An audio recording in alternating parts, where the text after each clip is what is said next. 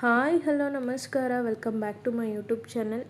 ಇವತ್ತಿನ ರೆಸಿಪಿ ತುಂಬಾ ಆರೋಗ್ಯಕರ ಅಂತಲೇ ಹೇಳ್ಬೋದು. ತುಂಬಾ ಸಿಂಪಲ್ಲು ಮತ್ತು 10 ನಿಮಿಷದಲ್ಲಿ ಮಾಡ್ಕೊಳ್ಬೋದು ಅಂತಲೇ ಹೇಳ್ಬೋದು. ಕಾಬೂಲ್ ಕಡಲೆಕಾಳು ಮತ್ತು ತೊಂಡೆಕಾಯಿ ಕಾಂಬಿನೇಷನ್ ಪಲ್ಯ ಇದು ಚಪಾತಿ, ಪೂರಿ ಮತ್ತು ಬಿಸಿ ಬಿಸಿ ಅನ್ನ ಜೊತೆ ಸೈಡ್ ಡಿಶ್ ಆಗಿ ತುಂಬ ಚೆನ್ನಾಗಿರುತ್ತೆ. ತುಂಬ ಆರೋಗ್ಯಕರವಾದ ರೆಸಿಪಿ ಅಂತಲೇ ಹೇಳ್ಬೋದು. ಬನ್ನಿ ತಡ ಮಾಡೋದು ಬೇಡ, ಹೇಗೆ ಮಾಡೋದು ಅಂತ ನೋಡೋಣ. ನಾನಿಲ್ಲಿ ಕಡಲೆಕಾಳನ್ನ ಮುಂಚೆನೇ ನೆನೆಸಿಟ್ಕೊಂಡಿದ್ದೆ. ಒಂದು 4 to 5 ಅವರ್ಸ್ ಆದರೂ ಪರವಾಗಿಲ್ಲ, ಆದರೂ 3 to 4 ಅವರ್ಸ್ ಆದರೂ ಪರವಾಗಿಲ್ಲ ನೆನೆಸಿಟ್ಕೊಳ್ಳಿ. ಮತ್ತು ತೊಂಡೆಕಾಯಿನ ಈ ಥರ ಉದ್ದುದಕ್ಕೆ ಸ್ಲೈಸಸ್ ಮಾಡಿ ಇಟ್ಕೊಂಡಿದ್ದೆ. ಇದೆರಡನ್ನೂ ಕೂಡ ಕುಕ್ಕರ್ಗೆ ಆ್ಯಡ್ ಮಾಡ್ಕೋತಾ ಇದ್ದೀನಿ. ಇದನ್ನು 2 ವಿಷಲ್ ತೊಗೊಂಡ್ರೆ ಸಾಕು. ನಾವು ಆಲ್ರೆಡಿ ಕಡಲೆಕಾಳು ನೆನೆಸಿರೋದ್ರಿಂದ 2 ವಿಷಲ್ ತೊಗೊಂಡ್ರೆ ಕಾಳು ಬೆಂದಿರುತ್ತೆ ಮತ್ತು ತೊಂಡೆಕಾಯಿನೂ ಕೂಡ ಬೆಂದಿರುತ್ತೆ. ನೆಕ್ಸ್ಟು ಇದಕ್ಕೆ ಒಂದು ಮಸಾಲೆನ ರುಬ್ಕೊಳ್ಳೋಣ. ಬೆಳ್ಳುಳ್ಳಿ, ಜೀರಿಗೆ, ಕೆಂಪು ಮೆಣಸಿನ್ಕಾಯಿ, ಕರಿಬೇವಿನ ಸೊಪ್ಪು ಮತ್ತು ಸ್ವಲ್ಪ ಸಾಸಿವೆನ ಇದಿಷ್ಟನ್ನು ಫಸ್ಟು ಫ್ರೈ ಮಾಡಿ ಸೈಡಲ್ಲಿ ಎತ್ತಿಟ್ಕೋಬೇಕು. ಸ್ವಲ್ಪ ಗರಿ ಆದರೆ ಸಾಕು, ಅಷ್ಟು ನೀವು ಬಿಸಿ ಮಾಡ್ಕೊಂಡ್ರೆ ಸಾಕಾಗುತ್ತೆ. ನೆಕ್ಸ್ಟು ಇದಕ್ಕೆ ನಾನು 2 ರಿಂದ 3 ಟೇಬಲ್ ಸ್ಪೂನ್ ಆಗೋಷ್ಟು ಕಡಲೆ ಬೀಜನ ಹಾಕೋತಾ ಇದ್ದೀನಿ. ಇದನ್ನು ಕೂಡ ರೋಸ್ಟ್ ಮಾಡಿ ಅದೇ ಪ್ಲೇಟಿಗೆ ಸೇರಿಸ್ತಾ ಇದ್ದೀನಿ. ಬಿಕಾಸ್ ಕಡಲೆ ಬೀಜ ಸ್ವಲ್ಪ ಬೇಯೋದು ಲೇಟ್ ಅಲ್ವಾ, ಅದಕ್ಕೋಸ್ಕರ ಸಪ್ರೇಟಾಗಿ ಹುರ್ಕೊಂಡೆ ನೀವು ಜೊತೆಲೇ ಹುರ್ಕೊಳ್ಬೋದು.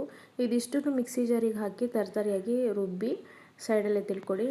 ನೀವು ನೋಡ್ತಾ ಇರ್ಬೋದು, ಈ ಥರ ಕನ್ಸಿಸ್ಟೆನ್ಸಿಯಾಗಿ ಇರಬೇಕು. ತುಂಬಾ ನೀವು ಗ್ರೈಂಡ್ ಮಾಡೋ ಅವಶ್ಯಕತೆ ಇಲ್ಲ, ತರಕಾರಿ ಇದ್ದಷ್ಟು ನಿಮಗೆ ಆ ಟೇಸ್ಟ್ ಒಂದು ಸಿಗುತ್ತೆ. ಇದಕ್ಕೆ ಸ್ವಲ್ಪ ನಾನು ಧನಿಯಾ ಪೌಡರ್ನ ಹಾಕ್ಕೊಂಡು ಮಿಕ್ಸ್ ಮಾಡ್ಕೊತಾ ಇದ್ದೀನಿ. ನೀವು ಧನಿಯಾ ಕಾಳುಗಳಿದ್ರೂ ಕೂಡ ನೀವು ಫ್ರೈ ಮಾಡಿಕೊಂಡು ನೀವು ರುಬ್ಕೋಬೋದು.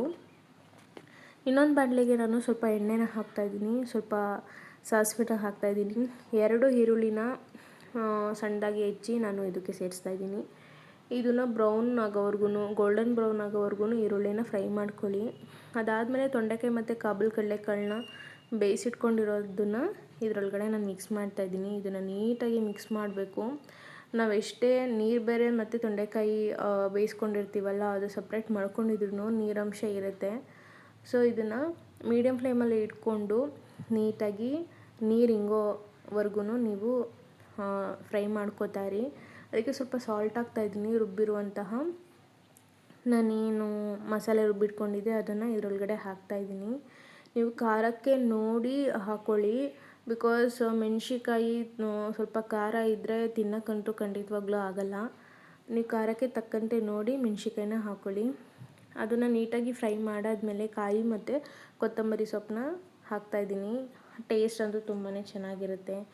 ನಮ್ಮ ಮದುವೆ ಮನೇಲಿ ಮಾಡ್ತಾರಲ್ಲ, ಅದೇ ಥರ ತೊಂಡೆಕಾಯಿ ಮತ್ತು ಕಾಬೂಲ್ ಕಡಲೆಕಾಳು ಅದೇ ಟೇಸ್ಟ್ ಕೊಡುತ್ತೆ. ನೀವು ಒಂದ್ಸಲ ಮನೇಲಿ ಟ್ರೈ ಮಾಡಿ, ಹೇಗಿತ್ತು ಅನ್ನೋದನ್ನು ಕಮೆಂಟ್ ಸೆಕ್ಷನಲ್ಲಿ ತಿಳಿಸಿ.